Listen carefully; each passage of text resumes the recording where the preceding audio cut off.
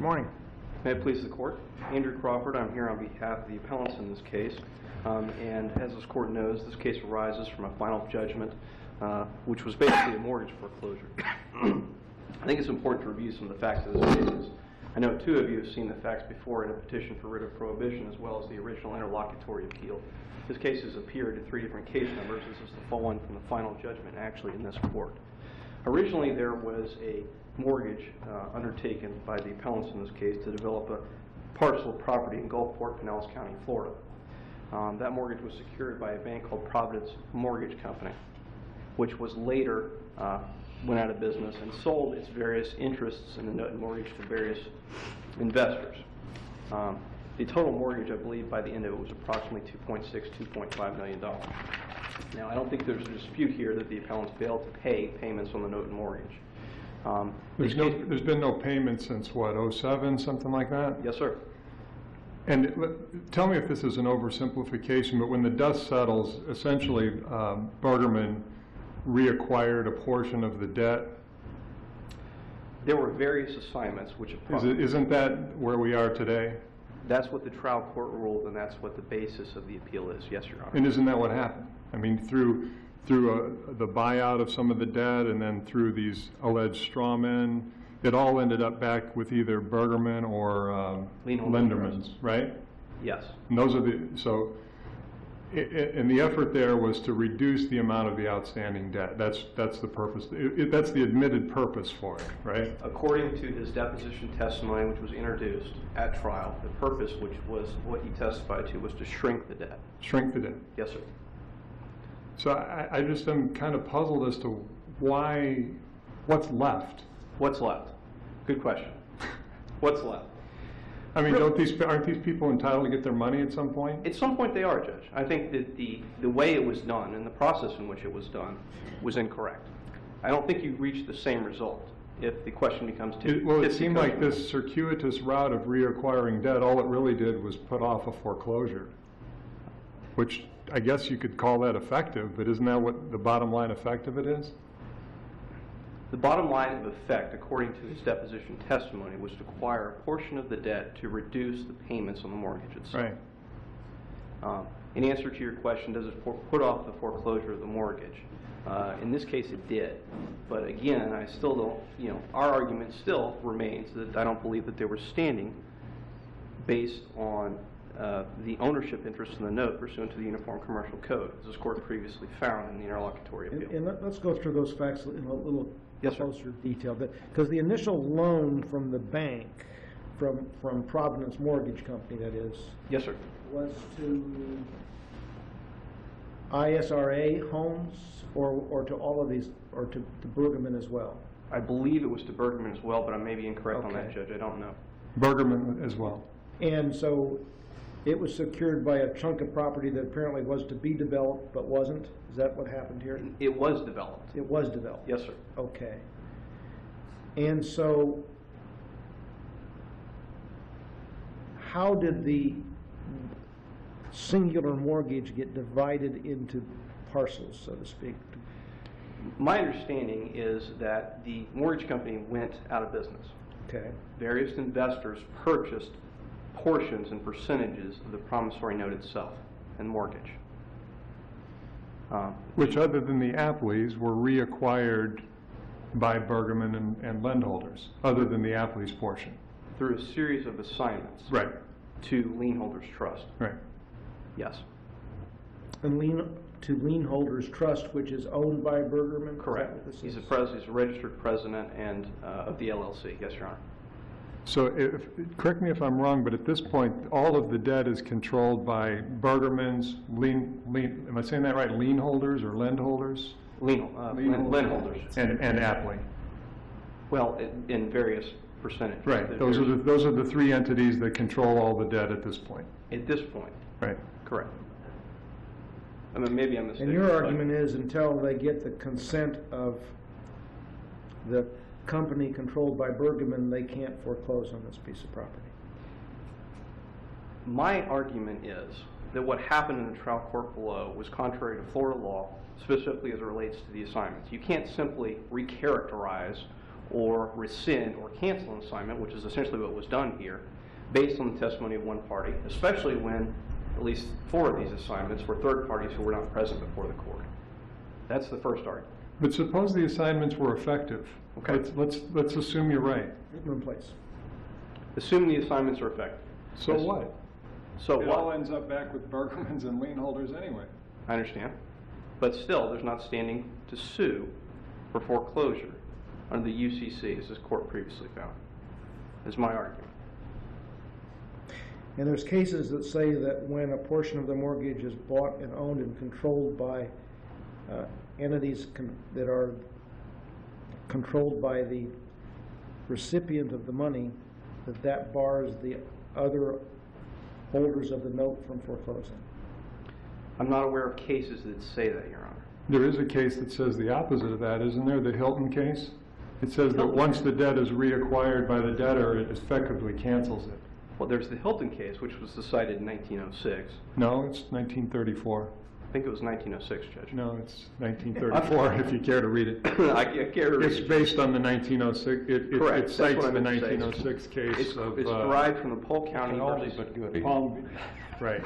I would argue that it's not still good law, pursuant to the Uniform Commercial Code. Specifically in those cases, both of those cases, there was multiple promissory notes, and here we only have one promissory note, which was divided into various entities. Under the Uniform Commercial Code, the note has to be enforced by all the parties or none of them, and that's what the Uniform Commercial Code says. So those cases are, I would argue, are inapplicable. So what are the appellees supposed to do? Partition the promissory note. They didn't do that in this case. They didn't do that. That's what they should have done.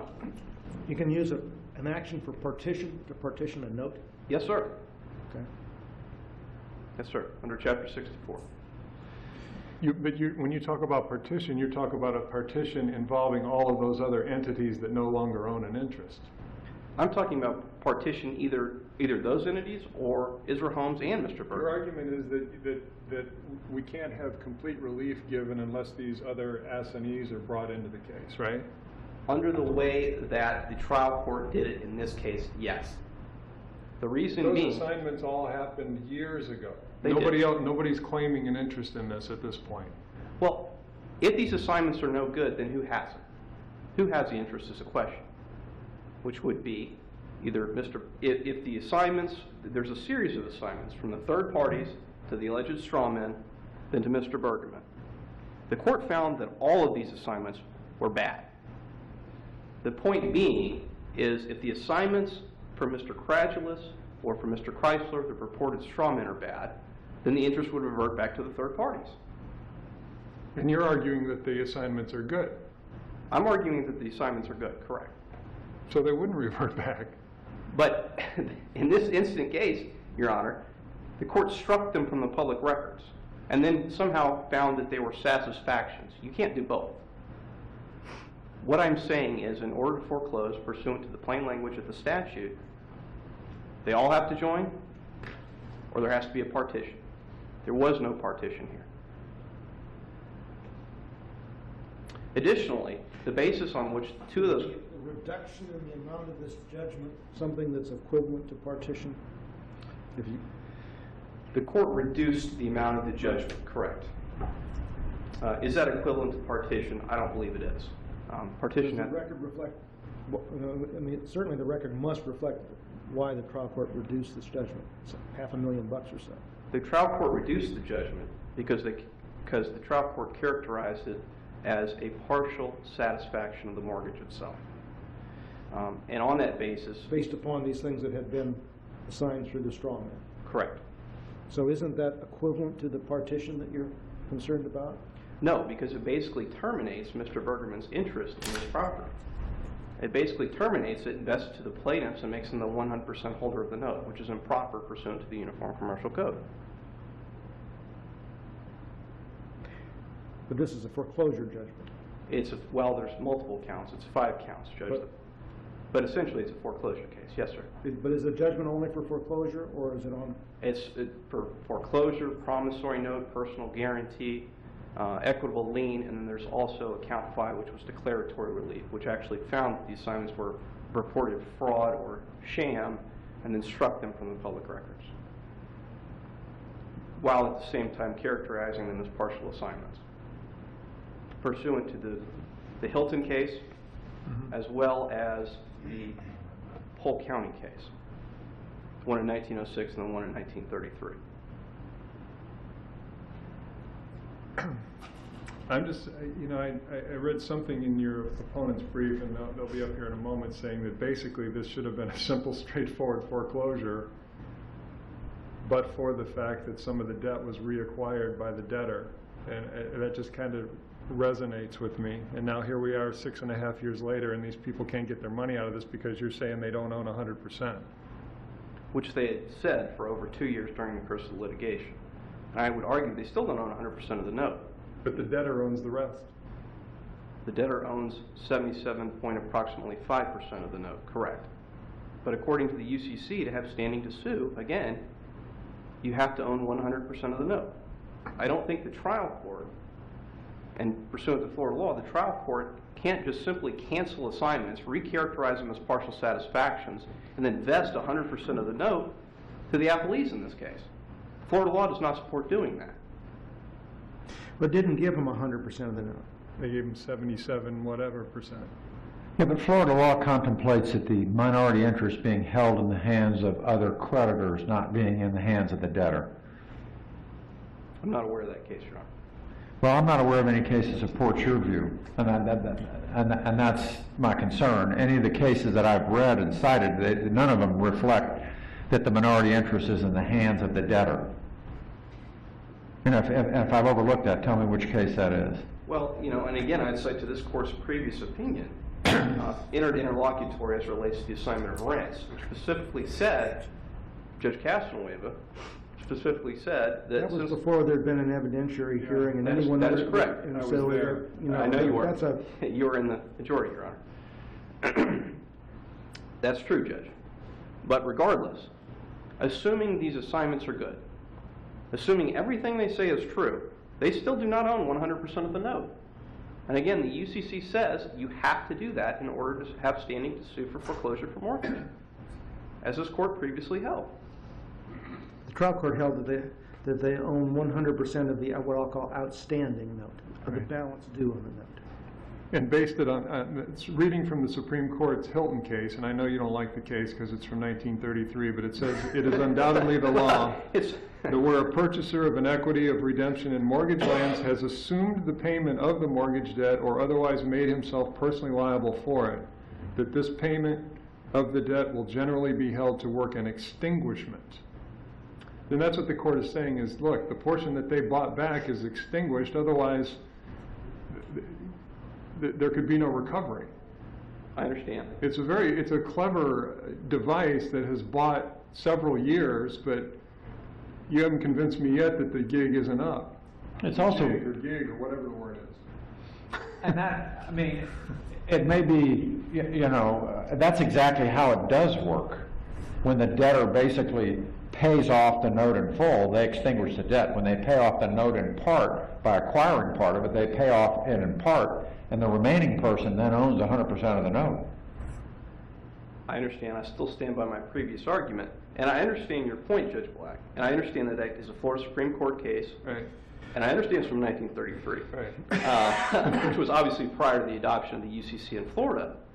But again, in that case, which is different than this case, you have multiple promissory notes. You don't have that here.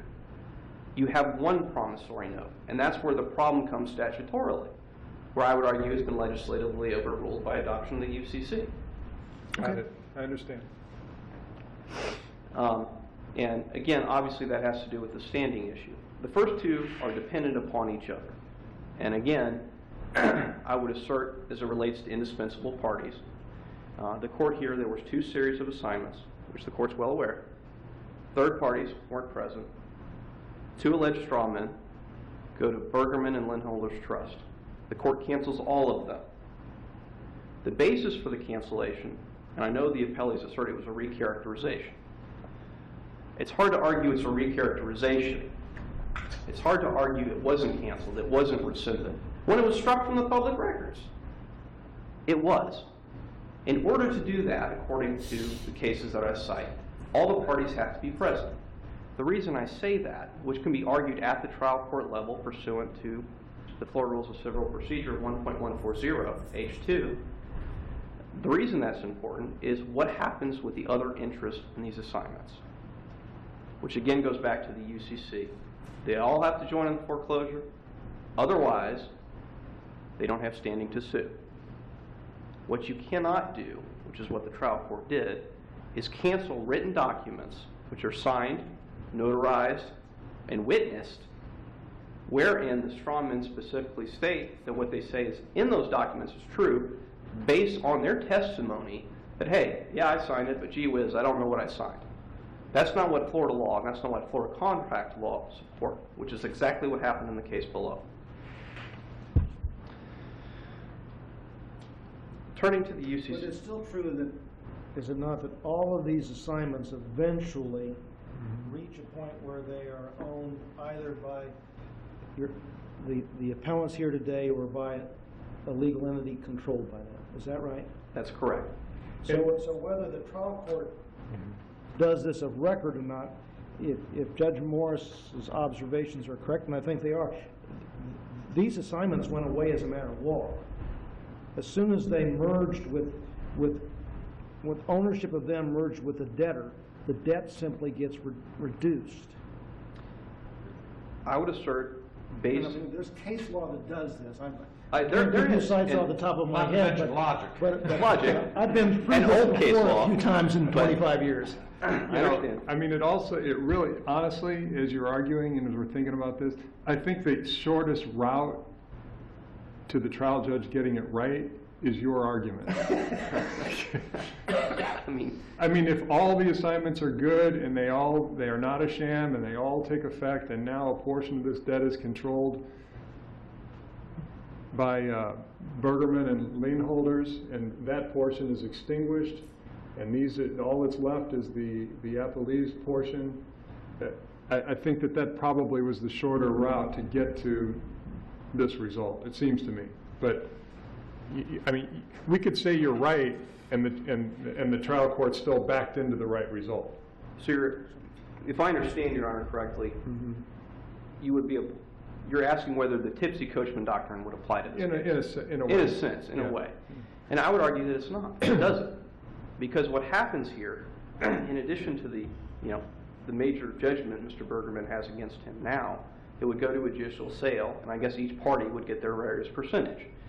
That's not what's happening here. Now that they're the 100% holder of the note, they get 100% of the proceeds, and it basically extinguishes any interest that he may have had in it because it was struck from the public records.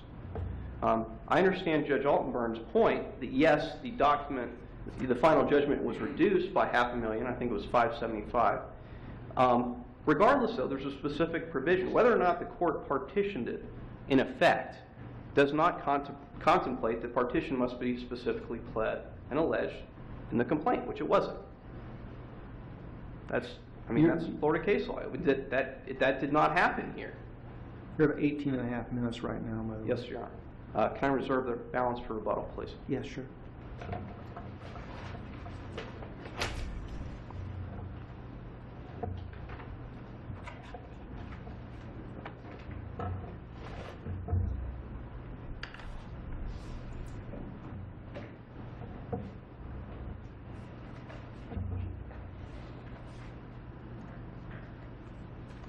Good morning, Your Honors, and may it please the Court. My name is Jennifer Jones of McIntyre, Panzarella, Thanacetus, on behalf of the Appellees, Mr. and Mrs. Appellee, and a number of other investors who ultimately were the investors for this property. I think Your Honors have it down. This should have been a simple foreclosure case. The bottom line is that the purported assignments, as the trial court found, were not actually assignments. They were extinguishments of the debt by the debtors. The record is very clear. Mr. Bergerman's own testimony illustrates exactly what he was trying to do, which is extinguish a portion of the debt. He was buying these like 10 cents on the dollar, so that that's usually the approach. That's what I'm Okay. Yes, Your Honor, and these were carrying a 15% interest rate, so Mr. Bergerman testified that he was trying to get rid of some of that interest. Mr. Bergerman's own testimony supports all of the findings of fact, and in fact, none of those findings of fact have been challenged here. And the trial court was pretty specific in laying out that these were not actually assignments to these straw men, they were extinguishments of the debt. The straw men's testimony as well supports that. There was no money that changed hands, they received no money, they gave no money, they were not charged with preparing the documents that were filed in the public records. Even though the document said they were prepared by the straw men and to return to the straw men had nothing to do with the preparation of the documents, and that was their testimony. So in the end, what we have is Mr. Bergerman paying money to extinguish a portion of his debt, and that means the remaining interest that's held by anybody is held by the appellees. And the appellees then, the trial court reduced the amount of the judgment pursuant to the extinguishment effectuated by Mr. Bergerman, and now Mr. Bergerman is faced with the foreclosure and the personal guarantee on the remaining balance. And it's just as simple as that. I know that Mr. Crawford takes issue with the Hilton case, but it is still good law. And the extinguishment and the partial satisfaction is, of course, throughout Florida law. I mean, when the interests merge back into the hands of the debtor, which is exactly what happened here, it's extinguishment of the debt. So there is no additional party that needs to be joined that's indispensable to the action. As Your Honor pointed out, it's possible that the trial court could have reached this result without striking the assignments. Either way, we get to the same end, and that is that everything that's left on this debt, all of the parties are represented here. The court did what was proper, reducing the amount of the debt to the appropriate amount, and then entering the judgment. And at this point, 7 years later, in May of 2007, it'll be 7 years since these gentlemen received payments on this $2.6 million note. It was initially a $2.6 million note. After 7 years, this should come to an end, and the property should be foreclosed. Let me ask you, the judgment, though, is not your, what I'll call, form foreclosure judgment. And so in addition to having a foreclosure sale, which I don't know whether it's taken place or not, for $3.8 million, it also enters judgment on the promissory note for the same amount, which I guess is for which execution issue? Presumably, Your Honor, yes, sir. And then it enters judgment on a personal guarantee and on equitable liens. And all of these are overlapping theories, aren't they? Yes, Your Honor, they are.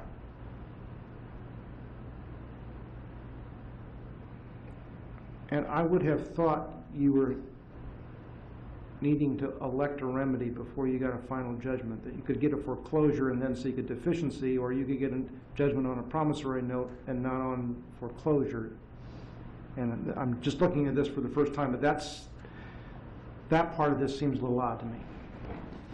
I understand what Your Honor's concern. My first response to that is that I don't believe it's been raised by the appellant. So I would submit that that issue has been waived. I haven't seen any sort of a challenge to that by the appellant.